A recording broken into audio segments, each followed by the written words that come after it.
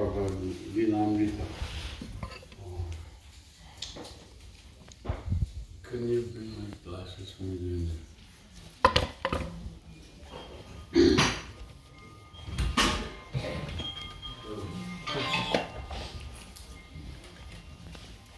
Last time I read Lilamrita, we had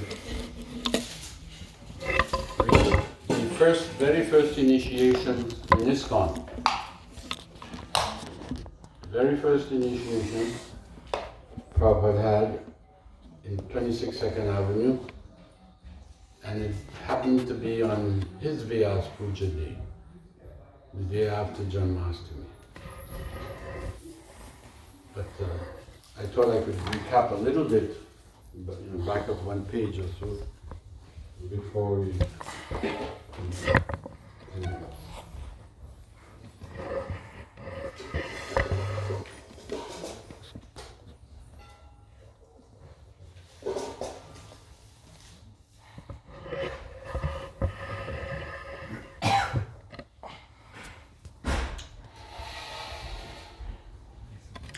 On September 8th,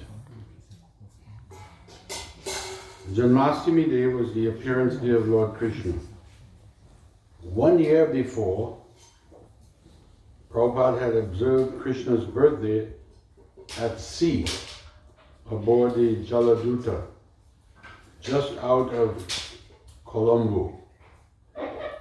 Now, exactly 1 year later, he had a small crew of Hare Krishna chanters.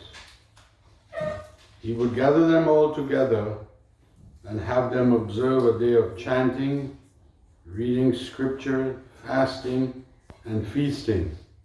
And the next day would be initiation. At 6 o'clock, Prabhupada came down and was about to give his usual morning class when one of the boys asked if he would read from his own manuscript. Prabhupada appeared shy, yet he did not hide his pleasure at having been asked to read from his own Bhagavad Gita commentary.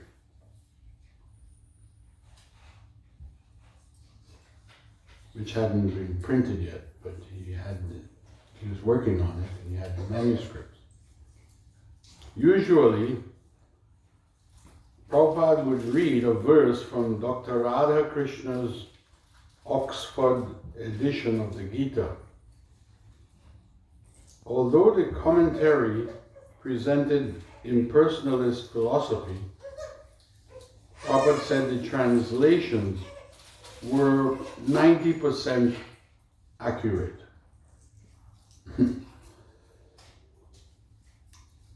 But this morning, Prabhupada sent Roy up to his room to fetch his manuscripts. And for 1 hour, he read from its typewritten pages. For observing Janmashtami, there were special rules.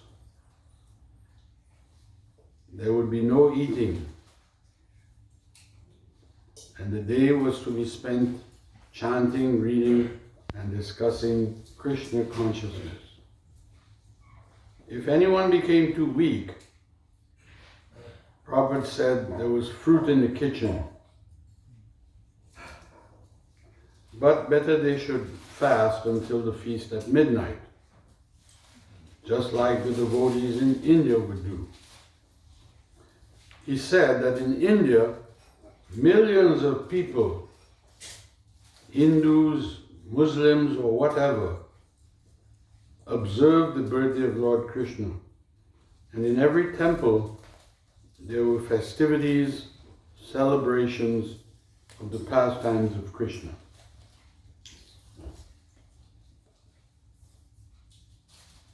And now, Prabhupada said at length, I will tell you what is meant by initiation. Initiation means the spiritual master accepts the student and agrees to take charge.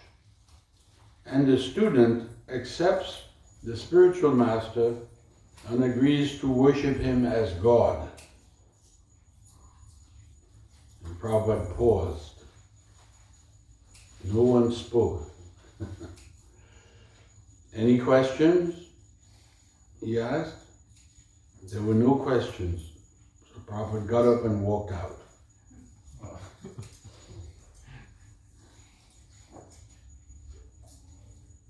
The devotees were stunned. What had they just heard him say? For weeks before, he had stressed that when anyone claims to be God, he should be considered a dog.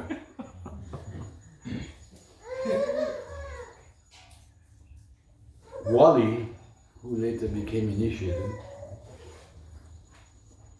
he said, "My mind has just been blown." And Howard also became initiated, said, "I think everybody's mind is blown. The Swami has just dropped a bomb." They thought of Keith. He was considered wise. Let's consult Keith. But Keith was in a hospital. Some said it was a psychiatric hospital. Talking amongst themselves, the boys became more and more confused. The Swami's remark had confounded their judgment. Finally, Wally decided, let's go to the hospital and see Keith. He was considered the oldest one. Keith listened to the whole story, how the Swami had told him to fast, and he had read from his manuscript, and how he said he would explain initiation, and so everybody had leaned forward with all ears, and then Swami had dropped a bomb. He said the student accepts the spiritual master and agrees to worship him as God. And then he asked, any questions? And then he got up and walked out. Wally confessed to Keith, I don't know if I want to be initiated now. If we have to worship him as God? Keith replied, well, you're already doing that by accepting whatever he tells you.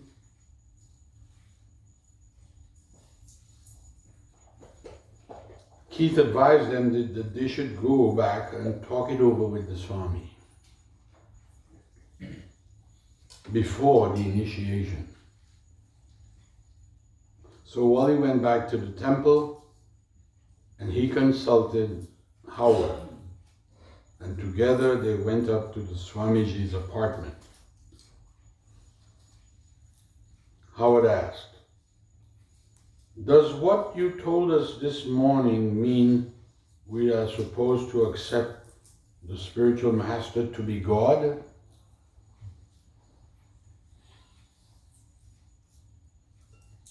Prabhupada replied very calmly, that means he is due the same respect as God, being God's representative. Howard then said, then he is not God. Prabhupada said, no, God is God, and the spiritual master is his representative. Therefore, he is as good as God, because he can deliver God to the sincere disciple. Is that clear? It was clear.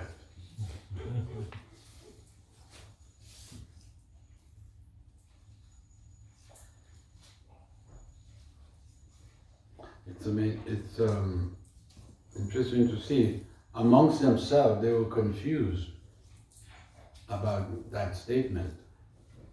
Even when they talk with one another, they could come to no conclusive understanding. But then Wally says, I'll go and ask Keith. Keith became later as Kirtananda. Wally became Omapati. And Howard became Hayagriva.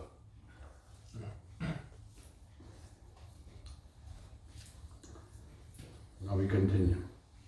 It was a mental and physical strain to go through all day without eating. Jan was restless. She complained that she couldn't possibly stay any longer, for she had to go home and take care of her cat. Prabhupada tried to overrule her, but she left anyway. Most of the prospective initiates had spent several hours that day stringing their own shiny red wooden beads. Prabhupada didn't bring any beads from India at that time. So they went and purchased beads from a shop. They were all red, all the same size. Having tied one end of the string to a window bar or radiator, they would slide one bead at a time up the string and knot it tightly, chanting one mantra of Hare Krishna for each bead. This was devotional service, chanting and stringing your beads for initiation. And every time they knotted another bead, it seemed like a momentous event. Prabhupada said that the devotees in India would chant at least 64 rounds of beads a day, and saying the Hare Krishna mantra once on each of the 108 beads constituted one round. His own spiritual master, Bhaktisiddhanta, had said that anyone who didn't chant 64 rounds a day was considered fallen. At first, some of the boys thought that they would also have to chant 64 rounds, but they became perplexed. That would take all day, it seemed. How could you go to a job if you had to chant 64 rounds? How could anyone chant 64 rounds? Then someone said Swamiji had told them that 32 rounds a day would be sufficient minimum for the West. Wally said he had heard Swamiji say 25, but even that seemed impossible. Then Prabhupada offered the rock bottom minimum of 16 rounds a day. So now we know where we are. Rock bottom.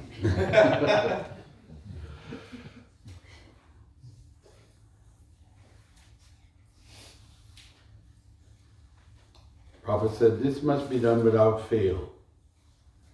Whoever got initiated would have to promise. The bead stringing, chanting, reading, and dozing went on until 11 o'clock at night, when everyone was invited up to the Swami's room. As they filed through the courtyard, they all sensed an unusual calm in the atmosphere. And Houston Street, which was just over the wall, was very quiet. There was no moon, and as his followers sat on the floor, contentedly eating prasadam from paper plates, Swamiji sat amongst them, telling stories about the birth of Lord Krishna. Krishna had appeared on this evening 5,000 years ago. He was born as the son of Vasudeva and Devaki in the prison of King Kamsa at midnight. And his father, Vasudeva, had immediately took him to Vrindavan, where he was raised as the son of Nanda Maharaj, a cowherd man. Prabhupada also spoke of the necessity of purification for spiritual advancement. He said, "It is not enough merely to chant holy words. One must be pure inside and outside. Chanting in purity brings spiritual advancement. The living entity becomes impure because he wants to enjoy material pleasure. But the impure can become pure by following Krishna, by doing all works for Krishna. Beginners in Krishna consciousness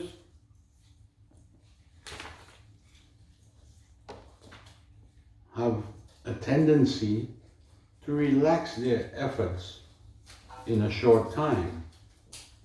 But to advance spiritually, you must resist this temptation and continually increase your efforts and devotion." Very important instruction. As Prabhupada says, there's a tendency to become slack after initiation. We read Prabhupada had said that initiation means the beginning. It's not the end. And he cited dictionary meaning of the word. To initiate something means to begin or to start something. But over the years we've seen devotees think that it's the end. Well, I've gotten initiated now, I've got my name, that's it. And he said, no, there's a lot more to go. Michael Grant, who became Mukunda Maharaj, he said, quote, "I first heard about the initiation just one day before it was to take place. I had been busy with my music and I hadn't been attending the classes. I was walking down 2nd Avenue with one of the prospective initiates, and he mentioned to me that there was going to be something called initiation, a ceremony. And I asked him, well, what is it all about? He said, all I know is it means that you accept the spiritual master as God. Well, this was a big surprise to me. And I hardly knew how to take it. But I didn't take it completely seriously. And the way it was mentioned to me in such an offhand way made it seem to be not very important.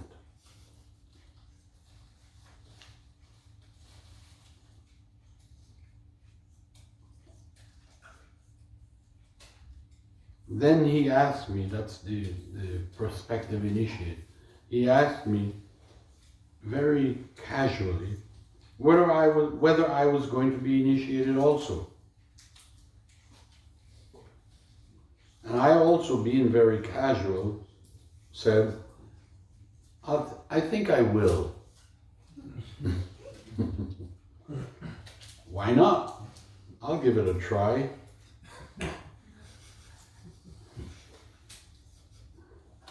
John, she also became initiated. She became Janaki. She didn't think she would, Jan didn't think she would make an obedient disciple. Plus, initiation sounded frightening to her. She liked the Swami, especially cooking with him, but it was Mike who convinced her. He was going, so she should come along with him. Carl Jürgens, who did he become? Carl Jürgens. I can't remember, maybe they will reveal it. He knew something about initiation from his reading. And he, more than the others, knew what a serious commitment it was. He was surprised to hear that the Swami was offering initiation, and he was cautious about entering into that. He knew that initiation meant no illicit sex, intoxication, or meat eating. And an initiated disciple would have some new responsibilities for spreading the teachings to others. Carl was already feeling less involved since the Swami had moved into his quarters on 2nd Avenue. But he decided he will attend the initiation ceremony anyway. Bill Epstein had never professed to be a serious disciple. Holding initiation was just another part of the Swami's scene, and you were free to take it or leave it. He figured it was all right to take initiation, even if you weren't serious. So he would try it. This is how they come. Carol Baker was surprised to hear that some people would be taking initiation, even though they had no intentions of giving up their bad habits. She had stopped coming around regularly ever since the Swami had moved into his new place. And she felt no desire to ask for initiation. She thought the Swami probably wouldn't initiate women anyway. Robert Nelson had forgotten the Swami, and he hadn't forgotten the Swami, and he always liked to help whenever he could. But except for an occasional friendly visit, he had stopped coming regularly. He mostly stayed to himself, yet he still loved uptown, and he wasn't into the Lower East Side scene. The others were living on the Lower East Side. James Green thought that he wasn't pure enough to be initiated. He said, "Who am I to be initiated?" But the Swami had asked him to bring something over to the storefront. I came, and it was just understood that I was supposed to be initiated. So I thought, well, why not? Stanley had been chanting regularly, and he had come out of his crazy moods. He was sticking with the Swami and his followers. He asked his mother if he could be initiated, and she said it would be all right. Steve is Satsruma. Steve wanted some more time to think about it.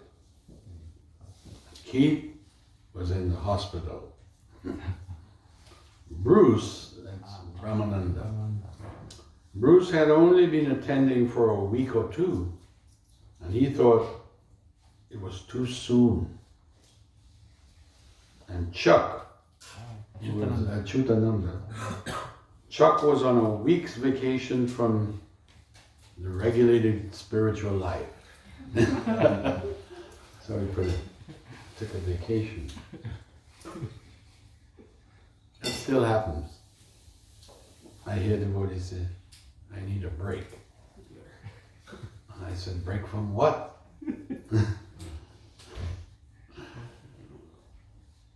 Because by the time I joined, there was no such thing as breaks or initiation. No time off. Anyway, so Chuck was away, so he didn't know about the initiation.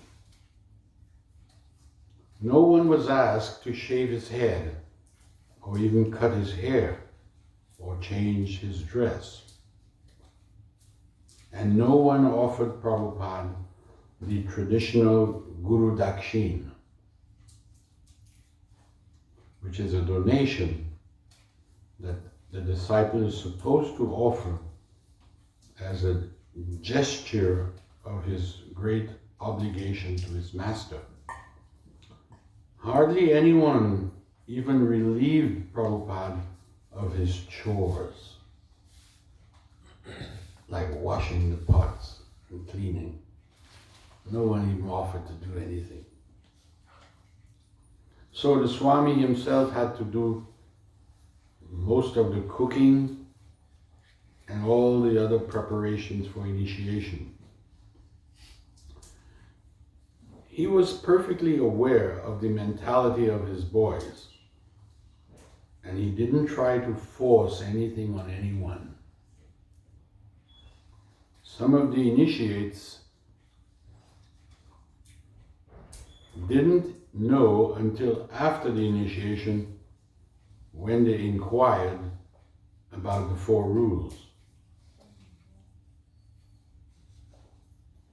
No meat eating, no illicit sex, no intoxication, and no gambling.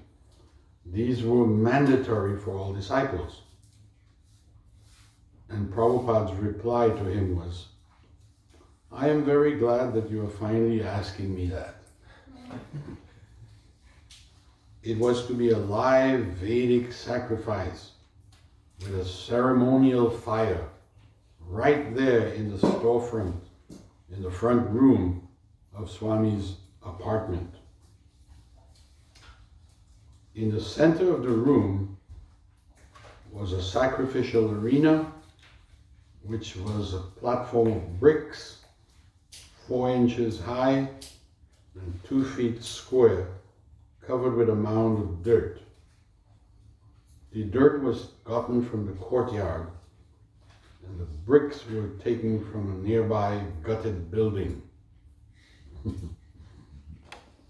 Around the mound of earth were placed 11 bananas, clarified butter, sesame seeds, whole barley grains, and 5 colors of powdered dyes, and a supply of wood kindling.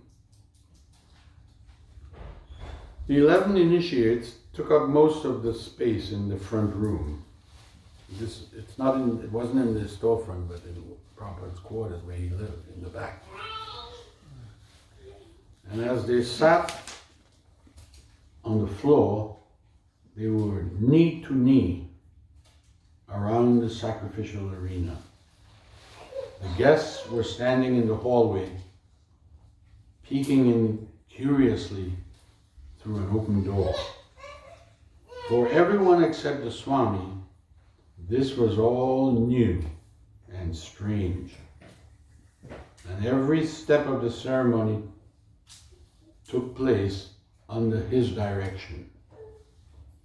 When some of the boys had made a mess of trying to apply Vaishnav tilak to their forehead, Prabhupada had patiently guided his finger up their foreheads, making a neat and narrow V. He sat before the mound of earth, looking out at his congregation. They appeared not much different from any other group of young hippies from the Lower East Side, who might have assembled at any number of happenings, whether spiritual, cultural, musical, or whatever. Some of them were just checking out a new scene, and some of them were deeply devoted to the Swami. But everyone was curious.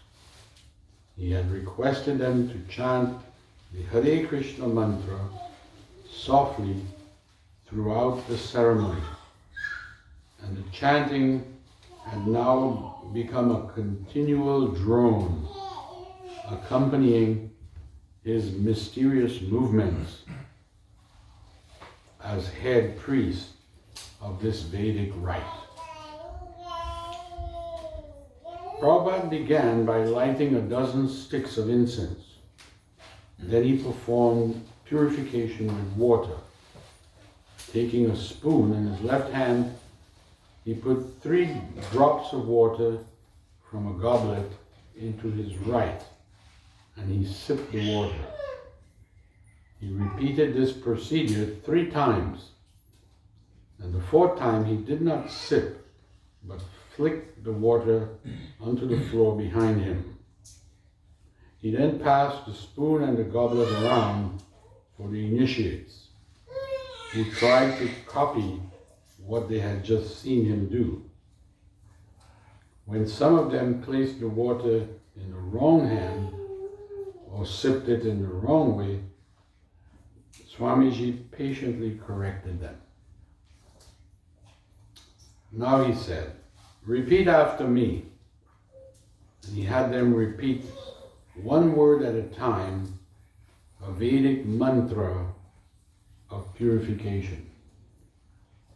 Om apavitra pavitro va sarvavastam gatopi va yaksmare pundarikaksham sabhaya bhyantara suchi Sri Vishnu, Sri Vishnu, Sri Vishnu.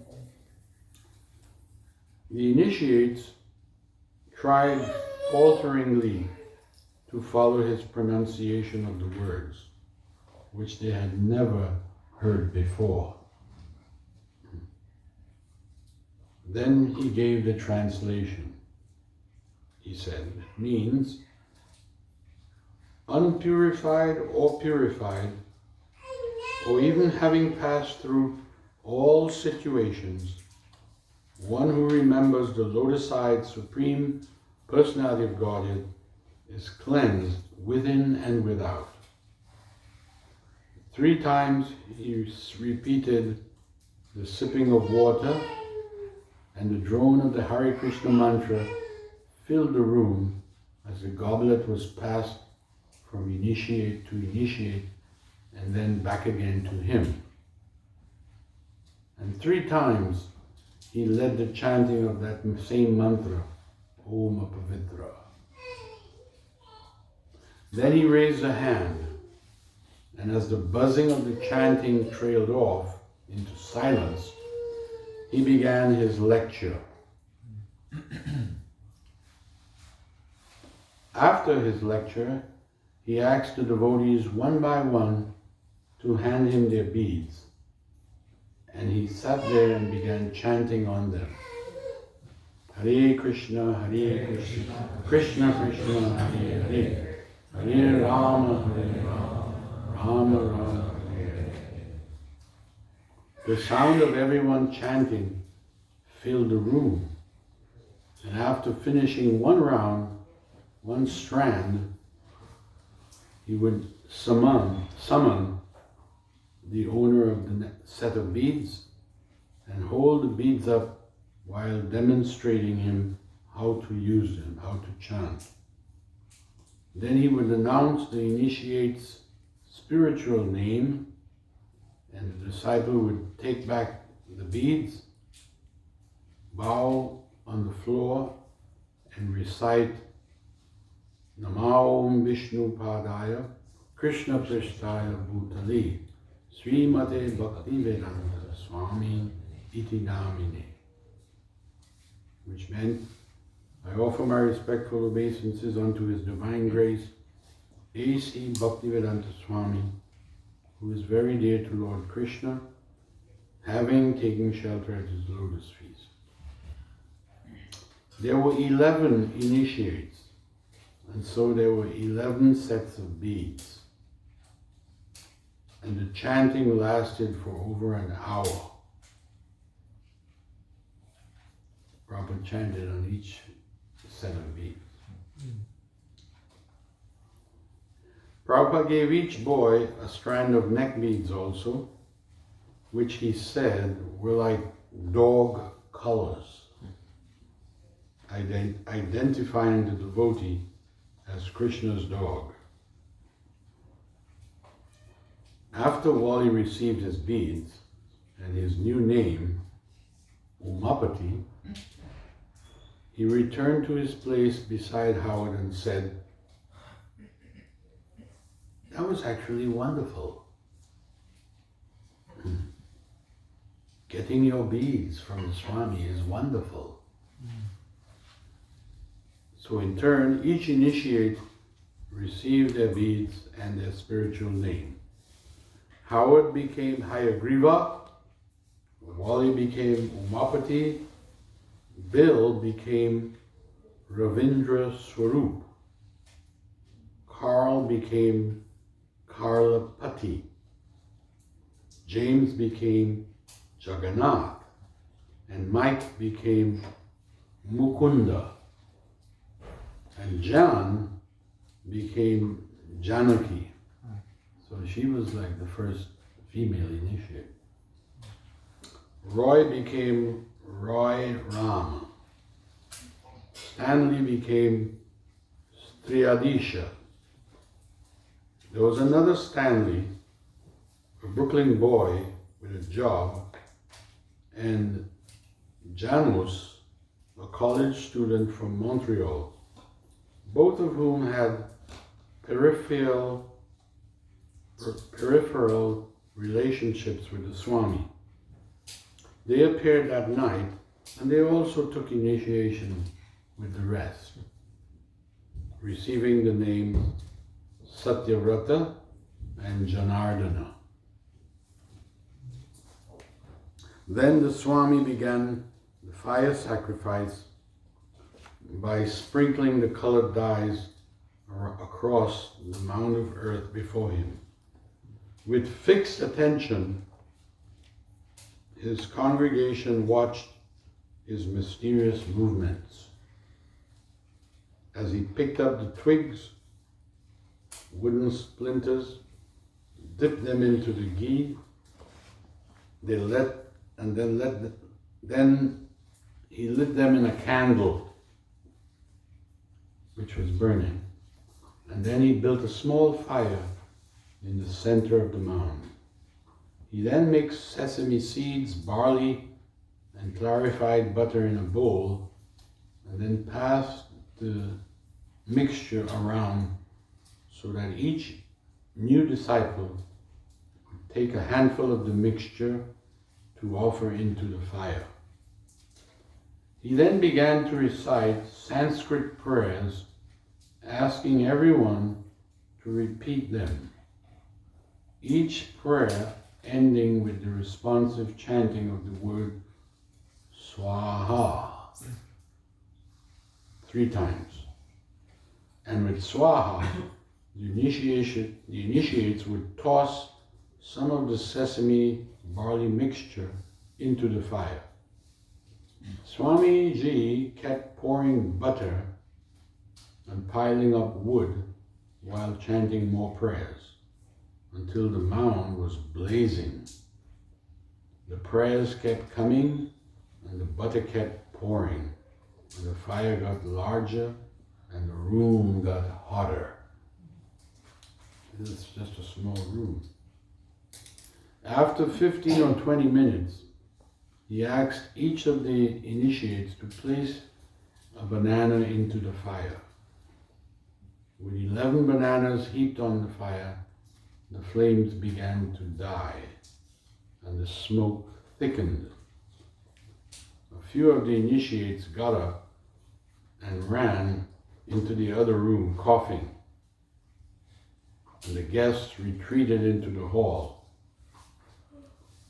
But Swamiji kept on pouring the remaining ghee and seeds into the fire. He said, "This kind of smoke does not disturb you. Other smoke disturbs, but this kind of smoke does not disturb." Even though everyone's eyes were watering with irritation, he asked that the windows remain closed. So most of the smoke was contained within his apartment, and no neighbors complained. That's why I think he had the room closed, the windows closed. Otherwise the neighbors would surely complain. After 15, I read that. Swamiji then smiled broadly and rose from his seat before the sacrificial fire, which is considered to be the blazing tongue of Vishnu. He began clapping his hands and chanting Hare Krishna, placing one foot before the other and swaying from side to side. He began to dance before the fire. His disciples joined him in dancing and chanting, and the smoke abated. He had each disciple touch his beads to the feet of Lord Chaitanya in the picture of the Panchatattva, which was on the table. And finally, he allowed the windows to be opened. As the ceremony was finished and the air in the apartment was clearing, Swamiji began to laugh. And he said, "There was so much smoke, I thought they might have to call the fire brigade." But Prabhupada was happy.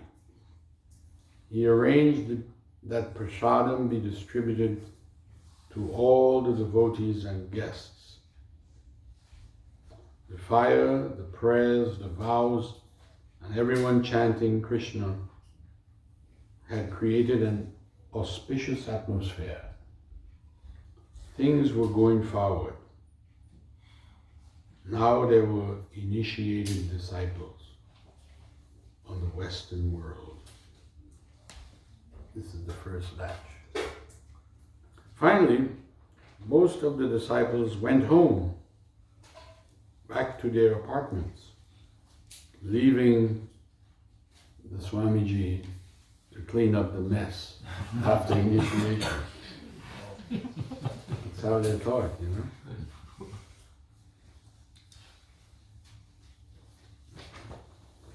September 10th, the morning after initiation.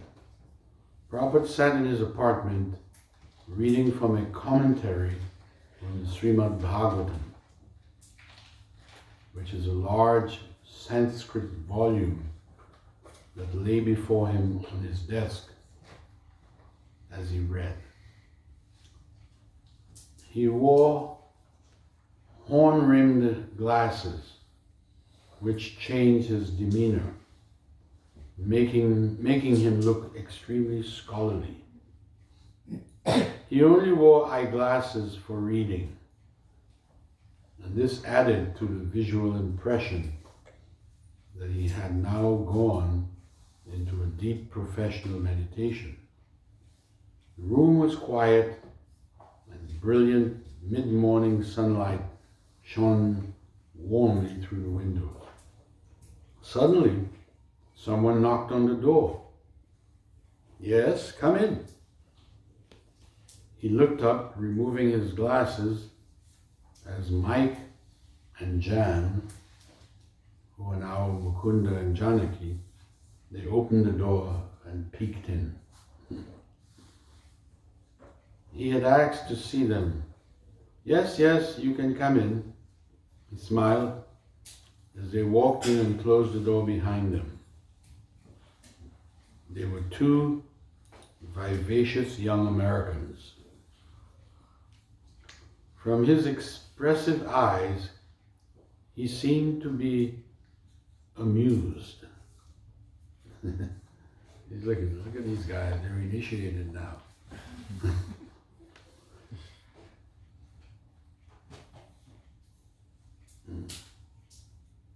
They sat down before him, and Prabhupada playfully addressed them by their new names. And then he asked, "So you are living together?" They nodded. "But now you have taken serious vows of initiation. So what will you do about it?" You have to get married. Well, Mukunda seemed puzzled. And he asked, "Isn't there any love in Krishna consciousness?"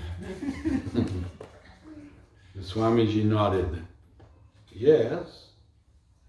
So I am saying, why don't you get married?" They agreed that it was a good idea. Then Prabhupada immediately scheduled a wedding date for 2 days later. You're not wasting any time. Swamiji said he would cook a big feast and hold a marriage ceremony in his apartment. And he asked Mukunda and Janaki to invite their relatives. Both Mukunda and Janaki had grown up in Oregon. I lived there for 12 years. And their family members found it impossible to travel such a long distance on such short notice. However, only Janaki's sister, Joan, agreed to come. That's Jamuna. She said, "Little did I know what kind of wedding it would be." She was just told, "We're getting married, come." All I knew was that they had set up a Swami, they had met a Swami, and they were taking Sanskrit from him, as well as attending his small storefront temple on 2nd Avenue. When I met the Swami, he was sitting beside a window in his front room, bathing in sunlight, surrounded by pots of prasadam, which he was distributing to the devotees who were sitting all around him against the wall. I was a follower of macrobiotics, and so I was not so eager for taking this noonday meal. When I entered the room, the Swami said, "Who is this?" And Mukunda said, "This is Janaki's sister, Joan. She has come all the way from Oregon to attend the wedding." The Swami said, "Oh, where is Oregon?" And Mukunda said, "It's 3,000 miles away from here. It's on the other side of the United States." Because New York is the East Coast, and Oregon is in the West Coast. Then Prabhupada asked, "Oh, you are coming from so far. Very nice. And when will the other members of your family arrive?" And I said to him, "I am the only one who is coming for this wedding." Swamiji said, "Well, never mind. It is very nice that you have come.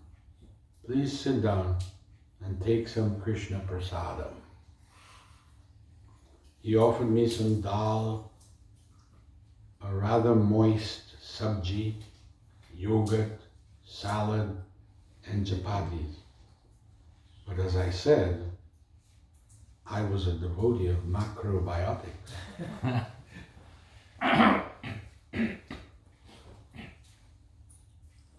And all of this prasadam seemed very unpalatable to me.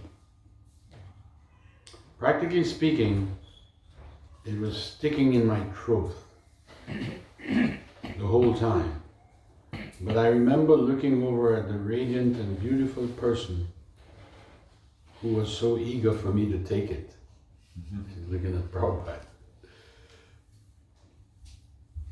So I took it anyway. But in my mind, I decided this would be the last time I would take this kind of meal with the devotees.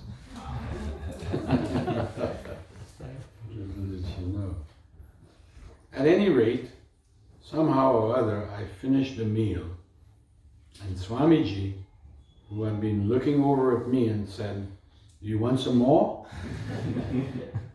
Do you want more?" And I would say, "No, thank you. I am so full. It's very nice, but I can't take any more." Finally, the prasad was finished, and they were all getting up to clean.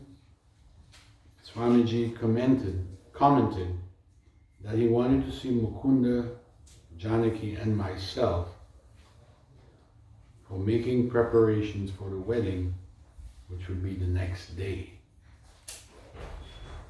So when we were all there sitting in the room with him, the Swamiji reached over into the corner where there was a big pot with crystallized sugar syrup sticking to the sides.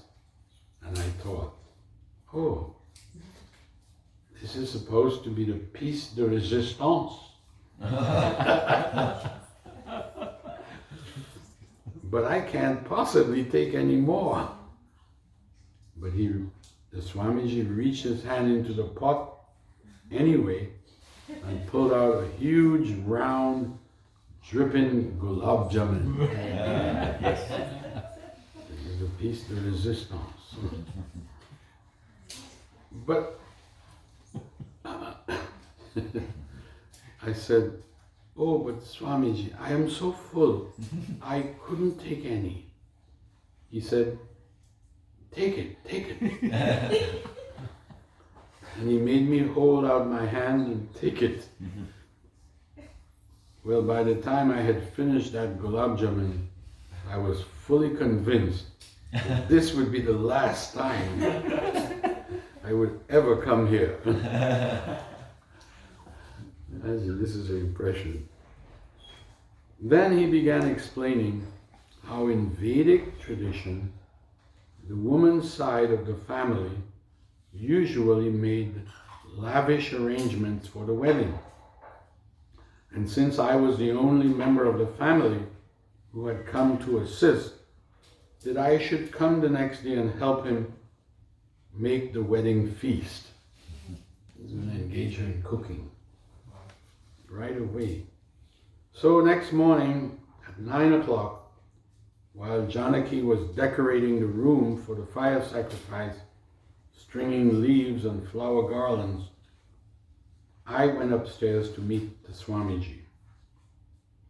When I arrived, he immediately sent me out shopping with a list, 5 or 6 items to purchase.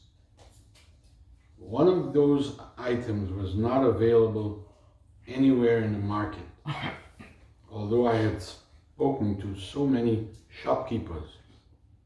When I came back, he asked me, You obtained all the items on the list? I said, well, everything except one. He said, and what is that? I said, well, no one knows what tumar, it means turmeric, I think, what tumar is. He had me wash my hands and sat me down in his front room on the floor with a 5-pound bag of flour, a pound of butter, and a pitcher of water. He looked down at me and said, can you make a medium soft dough? And I replied, do you mean a pastry or a pie crust or a short crust dough? What kind of pastry do you want? And how old are you anyway? She just noticed the Prabhupada's old. He said, well, no, it's actually Prabhupada asking her how old she was. And she replied, well, I am 25, Swamiji. You are 25, and you don't know, and you can't make a medium soft dough? It is a custom in India that every young girl from the age of 5 is very experienced in making this kind of dough. But never mind, I will teach you. So he very deftly emptied a bag of flour with his fingers, cut into the butter until the mixture had a consistency of a coarse meal. Then he made a well in the center of the flour and poured in just the right amount of water, and very expertly kneaded it into a soft, velvety, smooth, medium soft dough. He then brought in a tray of cooked potatoes, mashed them well with his fingertips, and began to sprinkle in spices. He showed me how to make and form potato kachoris, which are fried Indian pastries with spiced potato filling. From 11 o'clock until 5 that afternoon, I sat in that one room making potato kachoris. What an engagement. Meanwhile, in the course of the same afternoon, Swamiji brought in 15 other special vegetarian dishes, which he made. 15. Each one in a large enough quantity for 40 people. And then he had made them single-handedly in his small, narrow kitchen. It was rather hot that afternoon, and I was perspiring. So I asked him, Swamiji, may I have a glass of water? He peeked his head around the door and said, go and wash your hands. I immediately did so. When I returned, he handed me a glass of water. He explained to me that while preparing food for offering to the Supreme, one should not even think of eating or drinking anything. So after drinking the glass of water, I went in and washed my hands and sat down.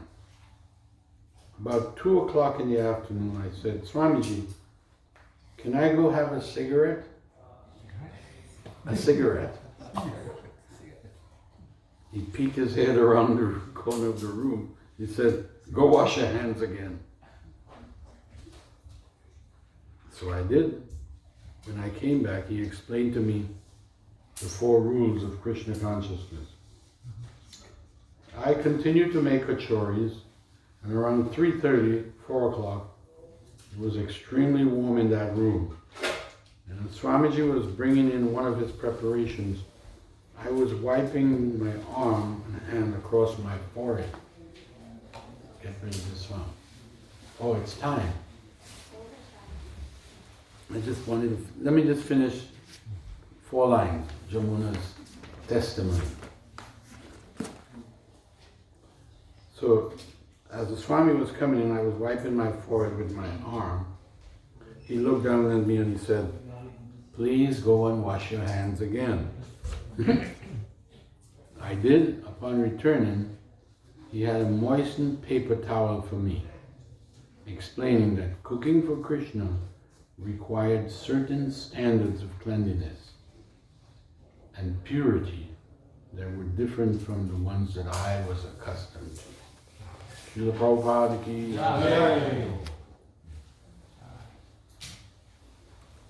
So there.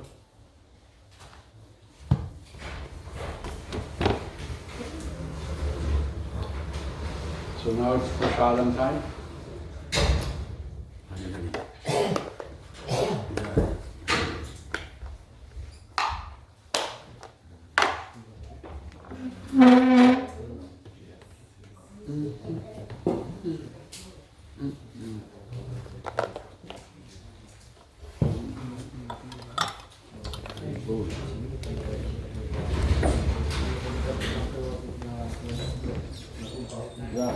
So nice, huh? So nice to hear this. It seems like it was a random thing that she ended up helping. But it was, you can see Krishna's arrangement that everything was number one cook. Yeah, and he told her how to start cooking. And he told her to make his favorite preparation. So nice. Yeah.